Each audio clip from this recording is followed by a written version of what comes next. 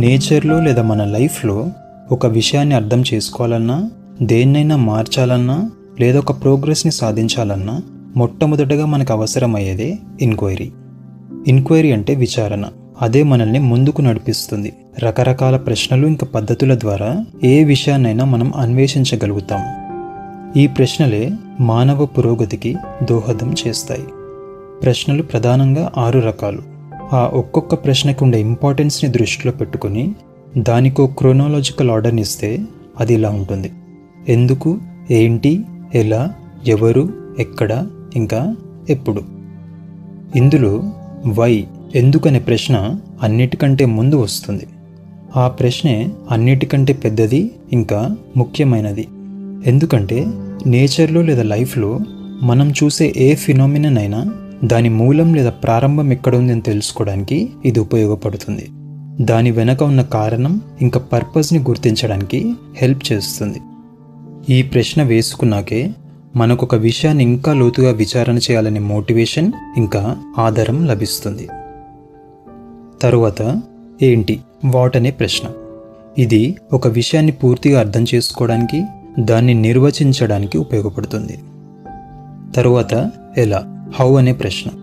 అది ఎలా జరిగింది, ఎలా ఫంక్షన్ అవుతుంది అనే విషయాలు మనం తెలుసుకోవచ్చు. తరువాత హూ, ఎవరు అనే ప్రశ్న. అది ఎవరిని ప్రభావితం చేసింది లేదా ఎవరు ఇన్వాల్వ్ అయ్యారు అని తెలుసుకోవచ్చు.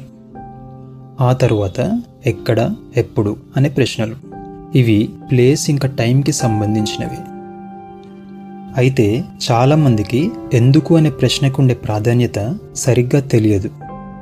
వాళ్ళు ఏ సిట్యువేషన్లో ఉన్నా, ఏ ప్రాబ్లంలో ఇరుక్కున్నా దాన్ని ఎలా ఫిగర్ అవుట్ చేయాలి అని ఆలోచిస్తున్నప్పుడు ఏం జరిగింది, ఎలా జరిగింది, ఎవరు చేశారు, ఎప్పుడు, ఎక్కడ లాంటి ప్రశ్నల మీదే వాళ్ళ దృష్టి ఎక్కువగా ఉంటుంది. ఎందుకంటే అవి బయటకి క్లియర్గా కనిపిస్తూ ఉంటాయి. ఎక్స్ప్లోర్ చేయడానికి ఆ ఇన్ఫర్మేషన్ రెడీగా వాళ్ళకి అవైలబుల్గా ఉంటుంది. అదే వై అనే ప్రశ్నకి సంబంధించిన ఇన్ఫర్మేషన్ లోపల ఎక్కడో దాగి ఉంటుంది. దాన్ని చాలా లోతుగా, చాలా శ్రమించి పరిశీలించాల్సిన అవసరం ఉంటుంది. అందుకే ఆ ప్రశ్నని ఇగ్నోర్ చేస్తూ ఉంటారు. ఉదాహరణకి, ఒక మర్డర్ జరిగితే ఏం జరిగింది, ఎలా జరిగింది, ఎవరు చనిపోయారు, ఎప్పుడు, ఎక్కడ అనే ఇన్ఫర్మేషన్ మనకి కొంత చూస్తే అర్థమవుతుంది. ఆ కనిపించే దాన్ని ఇన్వెస్టిగేట్ చేస్తే ఇంకొంచెం తెలుస్తుంది. కానీ ఆ హత్య ఎందుకు జరిగింది అనే ప్రశ్నకి సమాధానం అంత తొందరగా దొరకదు. అది ఓపెన్గా మనకి తెలుసుకోవడానికి బయట ఉండదు. దానికి ఎంతో ఇన్ఫర్మేషన్ గ్యాదర్ చేయాలి. ఒక్కో లింక్ని ఛేదించుకుంటూ ముందుకు వెళ్తూ ఉండాలి. అప్పుడే ఫైనల్గా ఆ హత్యకి సూత్రధారు ఎవరు, వారి మోటివేషన్ ఏంటి, ఇద్దరి మధ్య ఉన్న కాన్ఫ్లిక్ట్ ఏంటి, ఆ గొడవ ఎప్పటి నుంచి ఎలా పెరిగి పెద్దగయ్యి ఆ హత్యకి దారితీసింది అనే డీటెయిల్స్ అర్థమవుతాయి. ఎందుకు అని తెలుసుకునే ప్రాసెస్లోనే ఆ హత్య వెనుక ఏం జరిగింది, దాన్ని ఎలా ప్లాన్ చేశారు అనే విషయాల పట్ల ఒక ఫుల్ అండర్స్టాండింగ్ వస్తుంది. అంటే ఎందుకు అనే మూలాన్ని మనం ఎంక్వైర్ చేసి తెలుసుకోగలిగితే మనకి ఏంటి, ఎప్పుడు, ఎలా, ఎవరు, ఎక్కడ అనే విషయాల పట్ల కూడా ఒక పూర్తి స్పష్టత వస్తుంది. సో మనం ఏది ఫిగర్ అవుట్ చేయాలన్నా ఎందుకు అనే ప్రశ్నే మనకి ఒక డ్రైవింగ్ ఫోర్స్లా పనిచేస్తుంది. వై అనేది మనకు ఒక ఫండమెంటల్ క్వశ్చన్ అని గుర్తుపెట్టుకోవాలి. ఒక సమగ్ర అవగాహన కలగాలంటే అన్ని ప్రశ్నలు ముఖ్యమే. కానీ ఎందుకు అనే ప్రశ్నని వదిలేసి మిగతా 5 ప్రశ్నలు ఎన్నిసార్లు అడిగినా అది మనల్ని ఒక సర్క్యులర్ థింకింగ్ ప్యాటర్న్లో పెడుతుంది.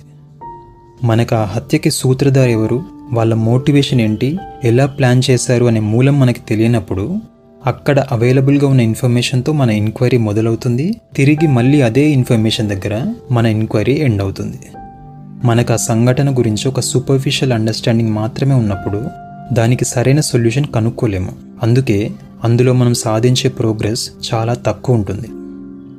సో మీ లైఫ్లో వై అనే ప్రశ్నలు తప్పకుండా వేసుకోండి, ఎంక్వైరీ చేయండి. అప్పుడు మీరు దేన్నైనా అర్థం చేసుకోవచ్చు, స్పష్టత తెచ్చుకోవచ్చు, సమాధానాలు రాబట్టచ్చు, మీ సమస్యలని మీరే పరిష్కరించుకోవచ్చు.